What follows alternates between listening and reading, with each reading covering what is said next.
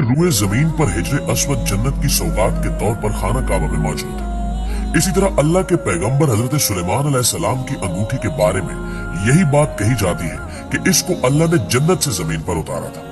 लेकिन इस अंगूठी के बारे में अब तक ये बातें राज ही है कि हजरत सुलेमान अलैहिस्सलाम की वफात के बाद ये किसके पास पहुंची और दोबारा से ये कब आश्कार होगी। हजरत सुलेमान अलैहिस्सलाम अल्लाह के बरगजीदा नबी और हजरत दाऊद अलैहिस्सलाम के फर्जंदे अर्जुमंद हैं। वालिद के इंतकाल के बाद कम उम्र में ही तख्त नशीन हो गए। आप अलैहिस्सलाम का सिलसिला नस्ब हजरत इब्राहिम अलैहिस्सलाम से जा मिलता है।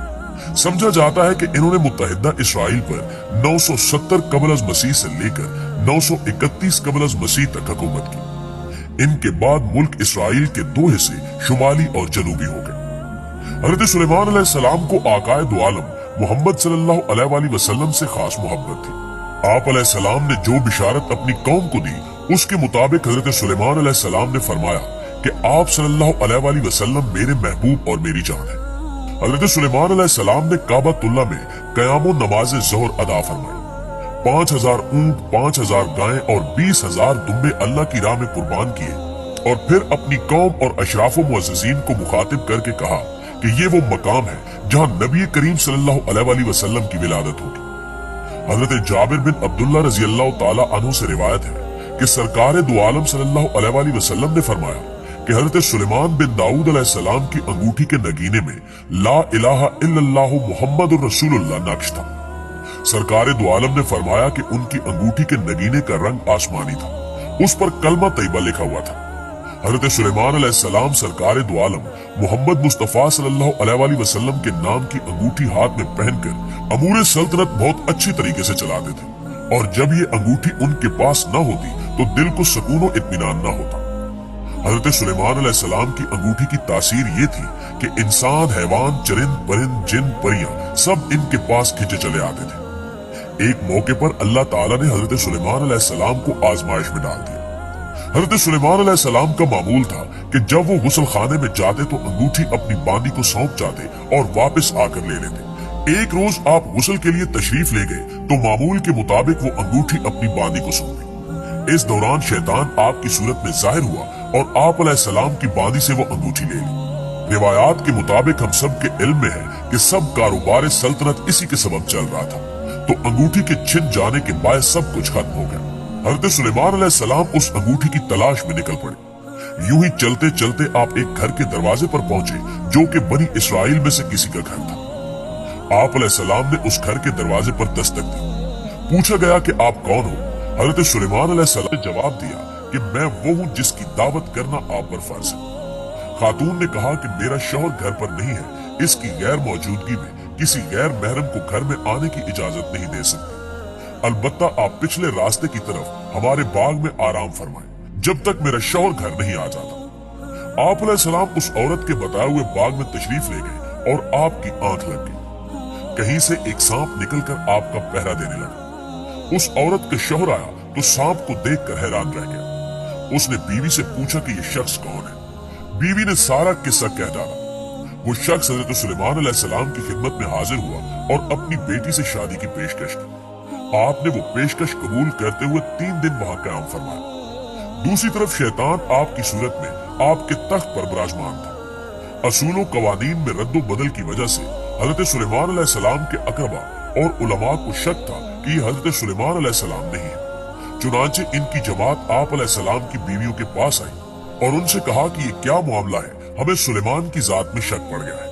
अगर ये सचमुच सुलेमान है तो इसकी अक्ल जाती रही है, या ये कि ये सुलेमान ही नहीं है, वरना ऐसे खिलाफ शरा अहकाम ना देता। औरतें ये सुनकर रोने लगी। ये वहां से वापस आ गई और तख्त के इर्द गिर्द उसे घेर कर बैठ गई और तौरात खोलकर उसकी तिलावत शुरू कर दी। ऐसा करने से शैतान वहां टिक न सका और वहां से भाग गया। उस मलून ने आप अलैहिस्सलाम की अंगूठी दरिया में गिरा दी। हजरत सुलेमान अलैहिस्सलाम जब घर वापस आ रहे थे तो दरिया में मछेरों को मछलियां पकड़ते देखा। उनके पास आकर उनसे एक मछली मांगी और अपना नाम बताया। इस पर बाज लोगों को बड़ा तैश आया कि देखो, भीख मांगने वाला अपने आप को सुलेमान बताता है। उन्होंने आप अलैहिस्सलाम को मारना पीटना शुरू कर दिया। आप अलैहिस्सलाम जख्मी होकर किनारे पर जाकर अपने जख्म का खून धोने लगे।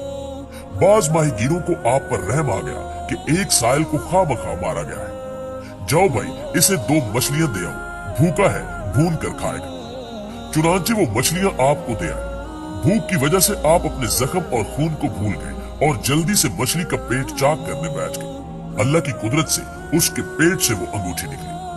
आप अलैहिस्सलाम ने अल्लाह की तारीफ की और अंगूठी उंगली में डाल ली। उस वक्त परिंदों ने आकर आप पर साया कर लिया और लोगों ने आप अलैहिस्सलाम को पहचान लिया और आपसे माजरत करने लगे। आप अलैहिस्सलाम ने फरमाया कि ये सब अल्लाह का अमर था, अल्लाह की तरफ से एक इम्तिहान था।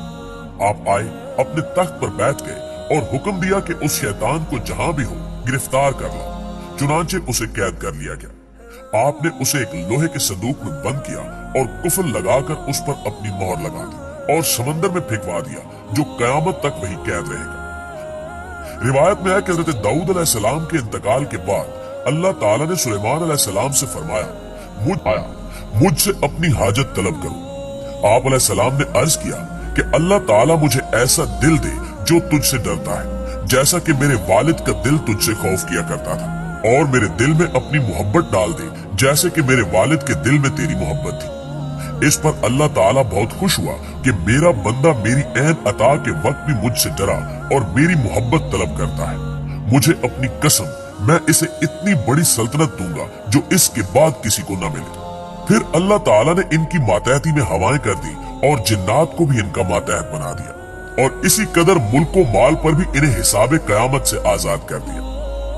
इब्ने असाकिर में है कि हज़रत दाऊद अलैहिस्सलाम ने दुआ की कि बारी ताला सुलेमान के साथ भी उसी लुत्फ़ो करम से पेश आना जैसा आज लुत्फ़ो करम तेरा मुझ पर रहा। तो वही आई कि सुलेमान अलैहिस्सलाम से कह दो कि वो भी इसी तरह मेरा रहे जिस तरह तू मेरा था, तो मैं भी इसके साथ हो जाऊंगा जैसे कि तेरे साथ था।